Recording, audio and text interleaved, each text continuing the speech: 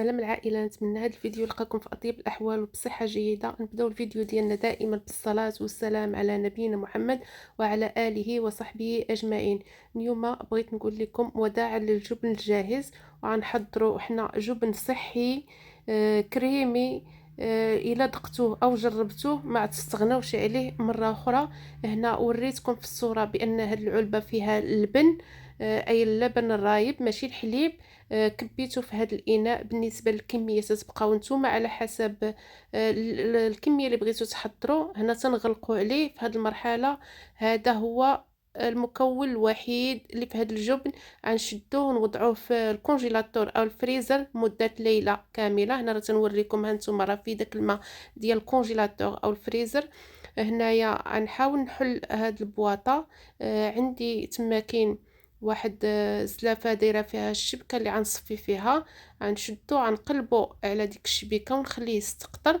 واللي ما بغاتش دير هاد الطريقه ممكن طريقه اخرى، تشدي زيف ديال حياتي، اي زيف ديال يكون نقي خاص بالمطبخ، تكبي فيه هذيك الكميه دابا ديال هاد اللبن اللي تجمد لينا في المجمد، وتتعلقيها وتتخليها تسقطر الليل كلها حتى تتسقطر، ونعاودو نشوفوا المرحله الاخرى.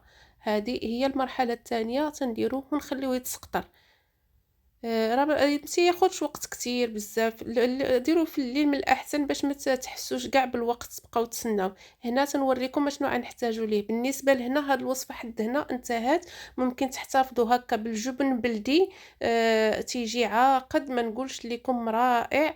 انايا ما بغيتش نديرو جبن، غنديرو على شكل جبن كريمي للدهن في الساندويتشات ولا الاكل، تيجي رائع. نسمو انايا هنا خديت هذاك الاناء اللي غنحتفظ به الجبن الكريمي ديالي، غنغلفو بشويه زيت الزيتون كماده عازله للاناء. والاناء طبعا راه عقمته من قبل وخليته حتى نشف على خاطرو. هنا غنوريكم القوام ديال الجبن ديالنا.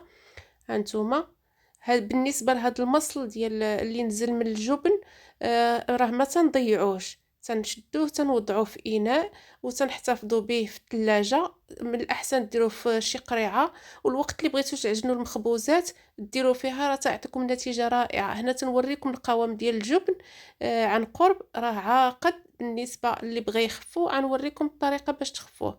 هنا مازال غنوريكم عن قرب القوام ديالو ان شاء الله. تنحاولوا ناخذوا كاع ديك الكميه اللي حصلنا عليها. هنا غنوريكم القوام ديالو شحال عاقد. غنضيف ليه انا هنايا، ها هي هاد المرحله تنوريكم القوام ديالو. اللي بغاه يكون اخف من هكذا، انتم شتي راه لاصق ما تيطيحش من المعلقه لانه ثقيل جبن عادي. اللي بغى يخفو ياخذ شويه من هاد المصل اللي ديجا حنا سقطرناه ويضيفوا ليه ويطربوا مزيان حتى يحصل على القوام اللي بغاه، واش خفيف واش شويه واش ثقيل. هنا ضفت انا نسمته بشويه ديال الملحه، وغناخذ شويه ديال الزعتر. غنشدو غنحيدو منه دوك العويدات اللي تيكونوا كبار فيه. حاولوا تنقيه، واللي عندها مطحون يكون احسن، واللي تتبغي هكا بحالي يبقى باين. ها هو هنا تنقربوا الاخوات اللي ما عرفوش واللي ما عرفتوش، كتب الزعتر باللغه ديال البلاد ديالها وراه يطلع ليها الكلمه ديال المنطقه او البلد اللي تنتمي ليه. هنا هذيك الكميه اللي درت انا غنحكها ما بين يديا وغنضيفها لداك الجبن. غنسمو انا بالزعتر، واللي ما بغاش قلت لكم ينسمو يخليه هكاك، واللي بغى يضيف ليه شويه د الملحه ممكن، اللي بغى يخليه طبيعي جبن طبيعي يخليه هكا. اما القوام كيف قلت لكم حبيباتي نتوما اللي تتحكموا فيه. بغيتوه ثقيل تتخلوه بحالي انا هكذا، بغيتوه تخفوه شويه يكون كريمي وخفيف شويه عاد تزيدوا شويه من هذا الماء اللي تتشوفوا معايا في الاناء، وعطربوه مزيان بشي باطور ولا عيب بالفوي. راه غتحصلوا على جبن كريمي رائع، متاكده الا جربتوه غيولي معتمد عندكم. هنا تنوريكم القوام بانه راه كريمي جا غزال ما شاء الله، وهذا صحي وتتعرفوا اشنو تتاكلوا. وحتى الكميه ما كايناش شي دار مغربيه في نظري نهار الجمعه ما تيشيش ليها اللبن تحتفظ به ودير به هاد الوصفه. بحال هكا بالزعتر ممكن ديريه المملحات في عوض ديري مايونيز لوليداتك ديريه ليهم. هذا صحي اكثر واحسن. واللي بغات تناولو هكذا مع خبيز راه ممكن، اللي ما بغاتش كاع تنسمو بالزعتر راه تخليه طبيعي وتارطيني به الخبيز ديال وليداتها ولا ديالها هي في الفطور ولا في الكوتي، ولا ممكن ديرو في الحلويات بحال هداك تشيز كيك تنحتاجو فيه الجبن، بحال هكا التحليات، كاينين التحليات اللي تنديرو فيهم الأجبان. هنايا غندير واحد شوية ديال الزعتر من الفوق كغابيل بأنه راه منسم بالزعتر. وهنايا هاد الوصفة ديال اليوم انتهت معايا، نتمنى أنني تكون عجباتكم ونكون موفقة في اختيار هاد الموضوع، ونتمنى أنكم تستافدوا منه. بالنسبة لهاد الماء تنقول لكم راه مزيان ما تضيعوش، ديروه في شي زجاجة وديروها في الباب ديال الثلاجة.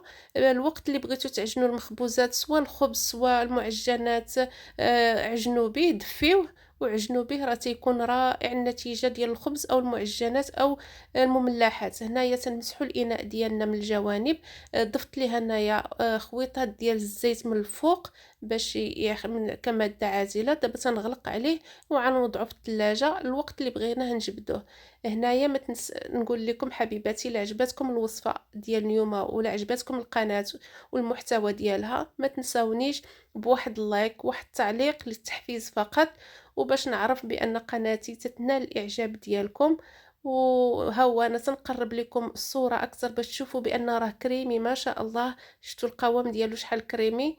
تنقول لكم حبيباتي ما تنساونيش من لايكاتكم ومن تعاليقكم الطيبة. وما تنساوش اللي ما مشارك في القناة يشترك، يشرفني وينضم للعائلة ديالنا. ونقول لكم من هنا كل الاحترام وكل التقدير لكل متتبعة وفية تاخذ من وقتها وتتكتب ليا تعليق. شكرا بزاف.